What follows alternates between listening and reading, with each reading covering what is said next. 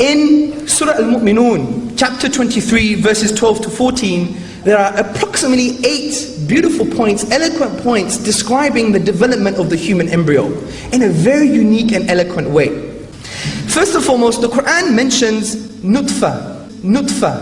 Now, according to classical dictionaries like Lisan al-Arab, and academic dictionaries like Lane's Lexicon, this word can mean a singular entity which is part of a bigger group of its kind, a single sperm from a collection of millions of sperms, and it can also refer to one female egg from a group of many other eggs in the ovaries.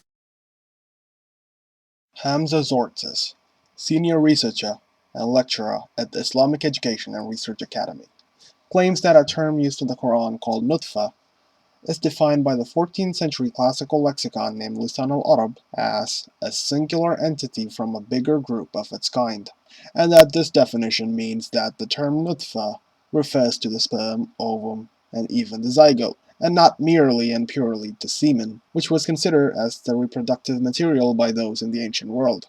Hamza's goal is for us to be impressed by a 7th century book making a reference to sperm cells, and ovum, and even the zygote long before scientists discovered them.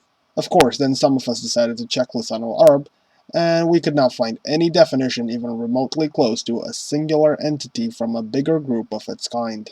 Some of us then asked Hamza on his Facebook page to provide the original Arabic sentence from Lisan al-Arab that says nutfa is a singular entity from a bigger group of its kind. Hamza said he will get back, and when he did get back to us, it was in this form, found in version 2.1b, of his paper released in April 2012. He now says this very convenient definition is suggested by the following words in Lisan al-Arab: a single drop of water remaining in an emptied bucket. He also retracts his original position that nutfa can mean a sperm or an ovum. His new definition is hilariously desperate, as he states nutfa means a drop of fluid containing sperm or ovum. Let's not even comment on how much of a pathetic inference it is to say that the statement "a single drop of water remaining in an emptied bucket" suggests the very convenient definition of a singular entity from a bigger group of its kind.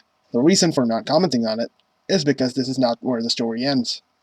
Some of us then decided to check Lisan al-Arab again, and we still could not find the definition of a single drop of water remaining in an emptied bucket. However, there were 2 instances that could be considered as contenders for this definition. The first instance is only remotely close due to it containing a reference to a drop of water. However, this clearly cannot be helpful to Hamza or any other Muslim because this definition is not even referring to the same word in the Quran. The word in the Quran is nutfa. The word here is nutafa. Secondly, Lisan al-Arab is not even defining nutafa as a drop of water. Instead, nutafa is defined as a pearl of pure color, which the dictionary describes as being similar to a drop of water. It is not saying nutafa is a drop of water. Therefore, this cannot be what Hamza is referring to. The second instance comes very close to Hamza's given definition from Lisan al-Arab. However, it is also vastly different from what Hamza would like it to be. Hamza states that Lisan al-Arab defined nutfa as a single drop of water remaining in an emptied bucket.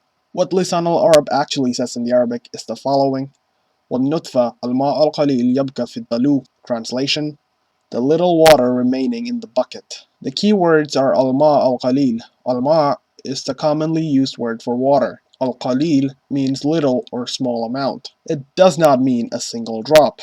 The Arabic for a single drop would be al-qatra al-wahida. So let's paint the picture so far. Lisan al-Arab actually defines nutfa as the little water remaining in a bucket. Hamza mistranslates Lisan al-Arab and claimed that it defined nutfa as a single drop of water remaining in a bucket. Hamza then claimed, without any justification, that his mistranslation suggests the very convenient definition of a singular entity from a bigger group of its kind. Hamza then uses this desperately weak inference, based on a mistranslation, to make the claim that nutfa refers to a sperm, ovum, and even the zygote. Or at least that was the case in version 1. Since he got busted on his misrepresentation of Lisan al-Arab, his version 2.1 suggests in a very convoluted manner that nutfa refers to a drop of fluid containing sperm or ovum. Now, if you thought such an amount of academic dishonesty was the end of it all, think again.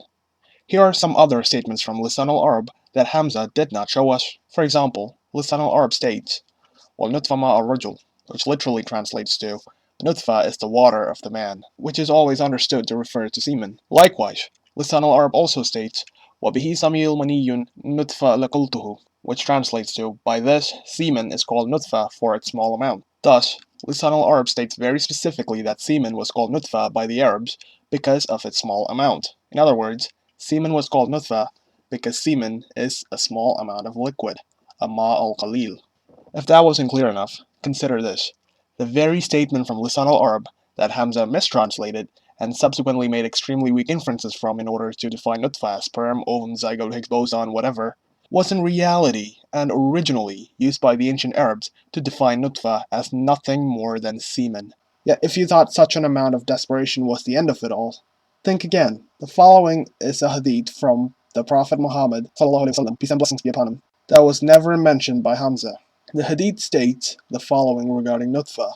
إِنَّ أَحَدَكُمْ يُجْمَعُ خَلْقُهُ فِي بَطْنِ أُمَّتِي 40 يَوْمًا نُطْفَةً. Translation: Verily, the creation of each one of you is brought together in his mother's womb for 40 days in the form of a nutfa. Whether nutfa means semen, sperm, ovum, or even the zygote. Hell, I will even let it be a blastocyst for all I care. Humans do not exist in the form of any of these for a period of 40 days. Muhammad is wrong, the Qur'an is wrong, and perhaps this is the reason why this hadith was never mentioned by Hamza Tzortzis. Have you ever seen a man more incompetent? Have you ever seen such a display of academic dishonesty? Would you like to see more examples of such dishonest attempts by Hamza Tzortzis?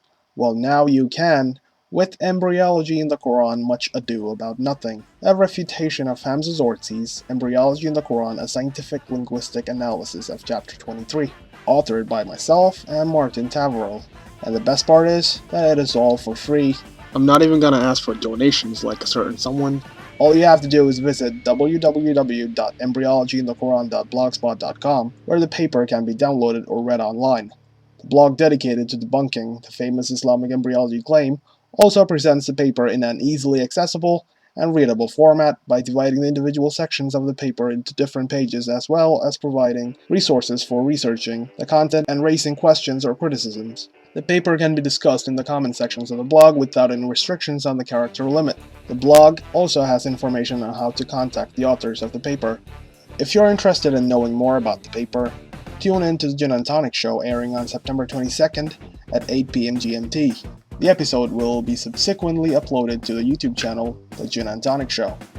Please mirror this video if you can and spread the news.